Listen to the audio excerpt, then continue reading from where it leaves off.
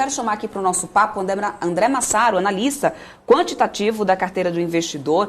Ele que vai conversar um pouquinho com a gente aqui sobre esse fechamento do mercado, nessa cobertura especial que a gente está fazendo aqui na BMC News, juntou o marketing com o Top News, fechamento do mercado, mas a informação levada para você, sempre em primeira mão. Vamos conversar então com o André Massaro para poder a gente entender um pouco sobre os impactos dessa fala e dos próximos dias, o que a gente pode esperar para esse Bovespa. Boa tarde, André. Oi, André, tudo bem? Eu não estou... Agora sim, Oi. acho que eu estou ouvindo ele agora. O maior educador financeiro do mundo. Qual a tua altura, Massaro? Do mundo eu não tô tão convicto. Mas você sabe, Cabral, que não é educado você perguntar as medidas pessoais de um rapaz de família. Não, só eu, altura. senão... Não estou perguntando a circunferência do umbigo, não. Só altura. 1,90 aí? 1,04 m. Então, 1,94, o maior educador financeiro do Brasil.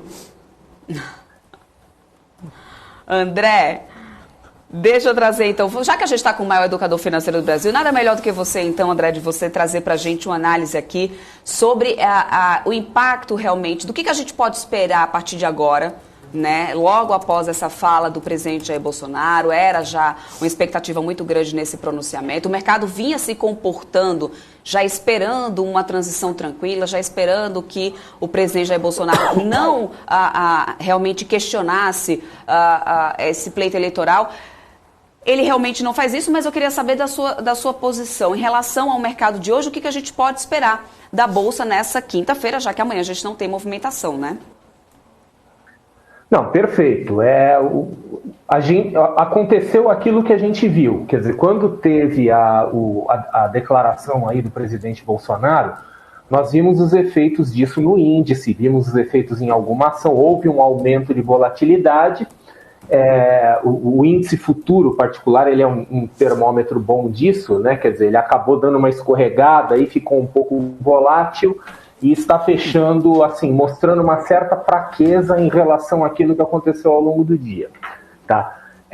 A minha interpretação deste assunto, né, levando em conta novamente, ressaltando que além de ser, como disse o meu querido Cabral, o maior educador financeiro do Brasil, pelo menos em tamanho, eu sou também um analista quantitativo, né? Quer dizer, então às vezes eu evito fazer minhas análises baseadas em percepções.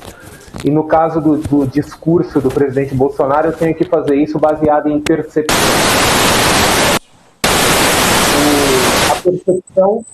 A percepção é que foi um discurso bastante vago, né? Quer dizer, um discurso bastante evasivo, sem dar nome às coisas, sem falar de uma forma um pouco mais contundente, principalmente o pessoal que está fazendo aí protestos de forma talvez aí um pouco exagerada, né?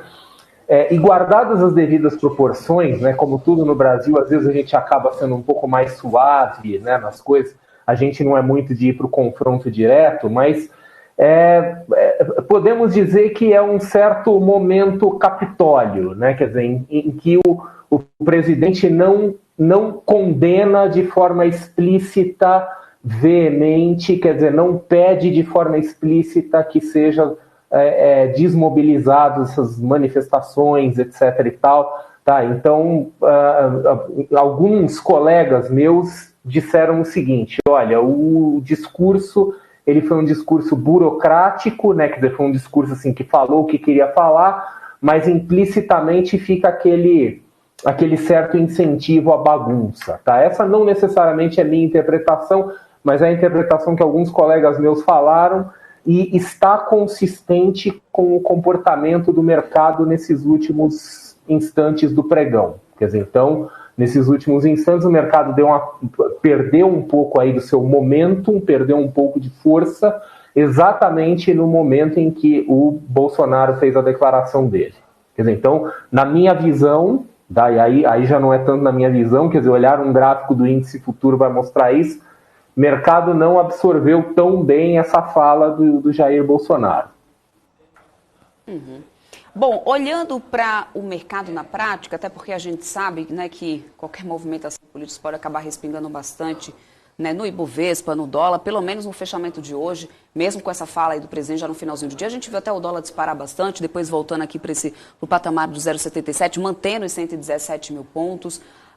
Você acredita que essas manifestações, porque na fala dele, ele condena qualquer tipo de manifestação que seja, né, violenta, ali, dizendo que a direita não pode se igualar, né, à esquerda em relação a esse tipo de manifestação, mas ele não deixa, ficou muita coisa vaga nessa fala do presidente Jair Bolsonaro. Será que vão continuar as manifestações? Será que eles vão liberar ali uma via? Né? Isso eles vão sentir, pela fala do presidente, uma força para poder continuar realmente com essas manifestações? Ou seja, continuando. A gente já tem relatos de impacto em diversos setores, né? Setor aéreo, falta de combustível. Ou seja, a gente pode ver acontecer o que a gente viu, por exemplo, em 2018, na sua opinião? Sempre é possível, né? Apesar que parece não haver uma massa para isso, tá? Quando teve em 2018, né? Quer dizer, o corpo, né, dos caminhoneiros, ele parecia uma coisa muito mais coesa do que está agora. Neste momento não está aparecendo isso. Eu não tive nenhuma estrada para ver o efetivo tamanho das manifestações. Mas assim, eu não apostaria minhas fichas num evento similar a de 2018, de uma paralisação assim de larga escala e realmente generalizada, né?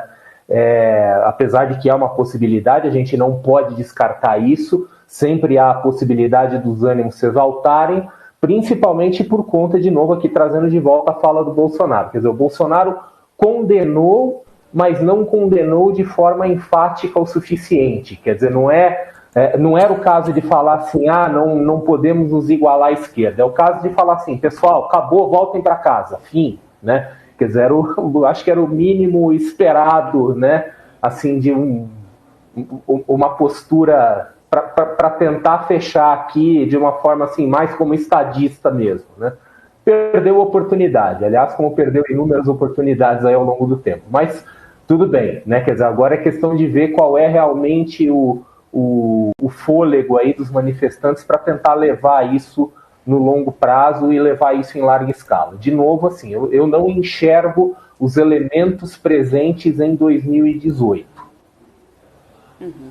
Agora, deixa eu só atualizar até aqui o pessoal, estou vendo aqui uma nota do governo de São Paulo sobre as manifestações, uma atualização, inclusive, agora das rodovias. Segundo a Polícia Militar, nesse momento, tem 66 rodovias liberadas, ou seja, 6 a mais do que mais cedo, 131 rodovias parcialmente liberadas, 21 rodovias interditadas, tá?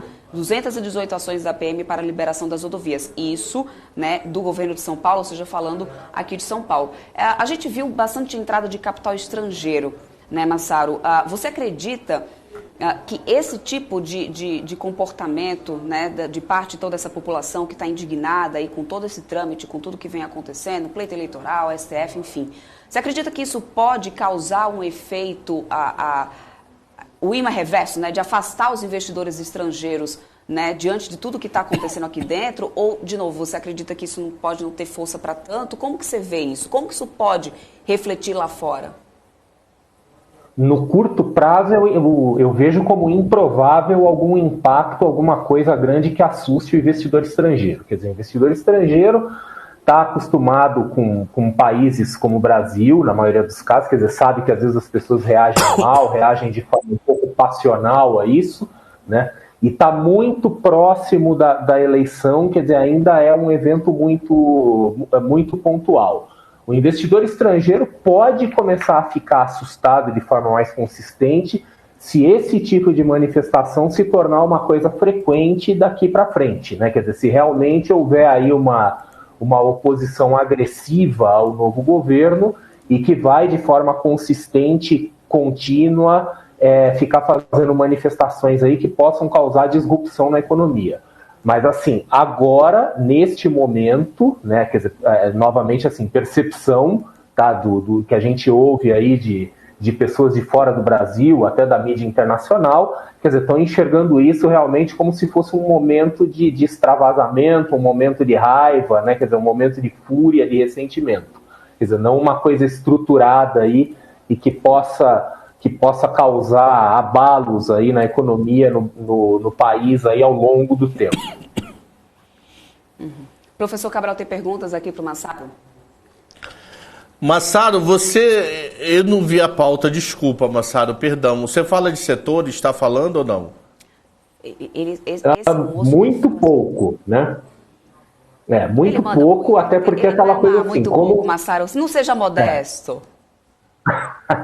Não, é que assim, na minha orientação, né, quer dizer, hoje a orientação como educador era uma, a orientação como analista ela acaba sendo uma orientação mais de linha quantitativa, né, e o setor acaba sendo, na verdade, apenas um veículo para facilitar a diversificação de carteiras.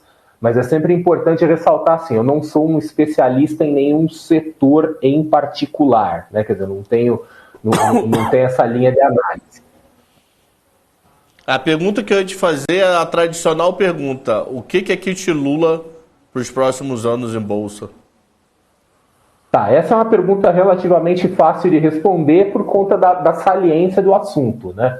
Mas assim, o kit Lula é tudo aquilo que pode se beneficiar com ajuda, com subsídio, né? Porque sempre lembrando o governo, quer dizer, com Mercadante, Meirelles, seja lá o que vier, a gente nunca pode ter ilusões assim de que vai ser um governo de linha totalmente liberal pró-mercado. Sempre vai ser um governo de linha mais, entre aspas, bem grande, assim, desenvolvimentista / populista, seja lá o que for.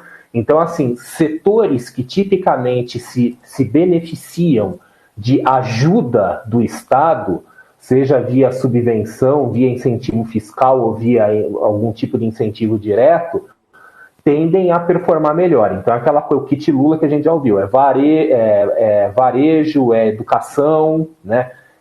Construção civil, aí, voltada principalmente para o setor de baixa renda, tá? Esse seria o kit positivo, e o kit short, né? Quer dizer, o kit fuga, seriam aí as estatais. Uhum. Bom, em relação ao dólar, né, existe também uma grande... Sempre, né, eu sei que é uma pergunta até muito difícil, porque a gente acaba sempre na casa de muita especulação, né, mas o patamar do dólar, de acordo... A gente tem ali, já toda segunda-feira, o Boletim Focus trazendo já as perspectivas aí do Banco Central, inclusive, né, as perspectivas era que se mantivesse realmente o dólar aí na casa acima ali dos R$5. Eu queria entender se, na tua visão, a gente pode continuar também seguindo essas previsões, ou se muda alguma coisa, na tua opinião, diante da mudança aí de governo, que no final a gente sabe que deve mudar muitas diretrizes no mercado, né? Sim, nesse momento não dá para tirar nenhuma conclusão sobre isso, porque é aquela coisa, agora estamos falando de estrangeiros indo para o Brasil. Os estrangeiros aparentemente estão um pouco mais confortáveis com aquilo que viram, né? Quer dizer, o Bolsonaro acabava assustando muito, né? Quer dizer, tem questão ambiental, discurso agressivo, alinhamento aí com alguns líderes aí que não eram muito engolidos assim pelos investidores, principalmente assim Europa, Estados Unidos, Canadá, Japão, etc., né?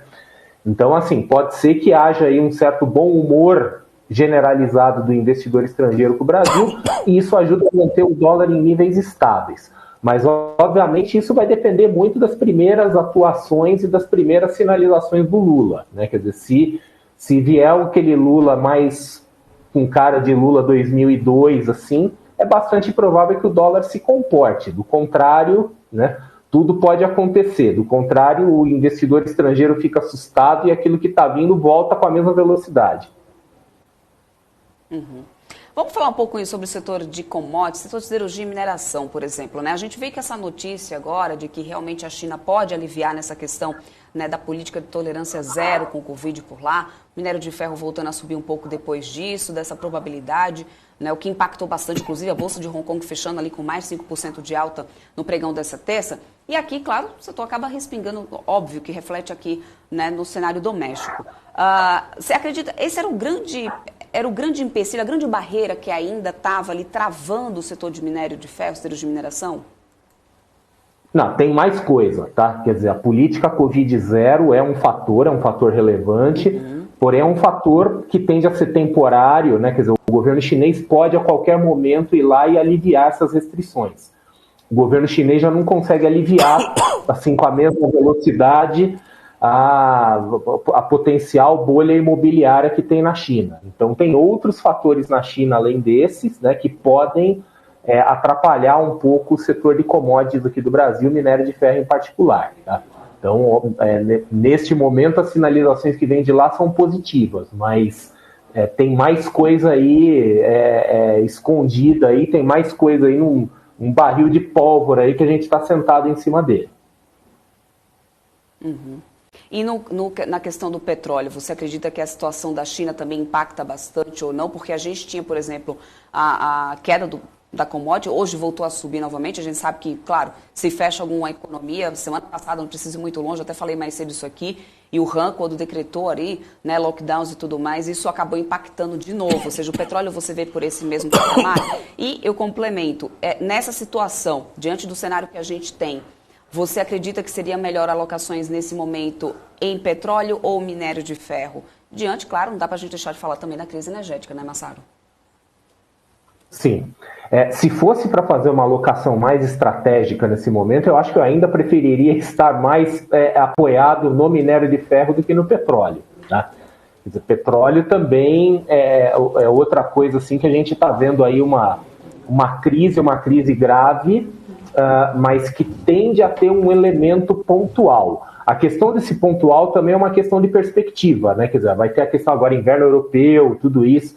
Quer dizer, a gente pode ter uma crise aí por alguns meses, inclusive, mas num prazo mais longo que isso essa distribuição de energia tende a ter alguma normalização. Então, se fosse para fazer alguma alocação um pouco mais estratégica, ainda iria mais para o segmento de minério de ferro. Uhum. Perfeito. Bom, eu quero fazer aqui as últimas considerações contigo, Massaro, claro, né? Depois, agora que a gente tem aí a fala do presidente Jair Bolsonaro, então a gente já começando a ter um desenho, né, de transição ali de governos. Como que você avalia então, o cenário para a Bolsa nessa semana? Inclusive, a gente tem uma semana mais curta, feriado no meio, né? Então, mais dados importantes também vindo da agenda lá fora. Então, o seu recado final para os investidores dessa semana? Não, recado final, assim, aparentemente o mercado financeiro brasileiro agiu de forma resiliente, né? Quer dizer, teve um momento de pânico ontem de manhã, ontem de madrugada, quer dizer, quando saiu o anúncio das eleições, o mercado se recuperou ontem, hoje se comportou bem, apesar de no final ter dado aí uma escorregada aí depois do discurso do Bolsonaro. E a única coisa a chamar a atenção do pessoal, principalmente quem está operando mais em curto prazo, né, quer dizer, para quem está fazendo operações aí mais especulativas, que amanhã tem mercado fechado no Brasil, mas tem decisão de juros nos Estados Unidos, né? Então, estou vendo aqui, inclusive, no after do índice futuro brasileiro aqui, que já acentuou um pouco para baixo aqui, quer dizer, realmente está perdendo velocidade, né? Quer dizer, perdeu momento no mercado, e é sempre uma situação arriscada a gente ficar no mercado, com o mercado fechado no Brasil, enquanto tem coisas importantes rolando lá fora, né? Então, quinta-feira pode ser um dia de surpresas, e nem são surpresas por causa do Lula nem o Bolsonaro, apesar de que ainda pode vir surpresas desse lado aí também. Perfeito, Massaro. Quero muito agradecer sua participação aqui conosco, é sempre muito bom poder ter uma visão do mercado aí com você. Seja sempre bem-vindo aqui na nossa programação da BMC News. Eu que agradeço a oportunidade e é isso aí, até a próxima. Até mais. Gente, vamos...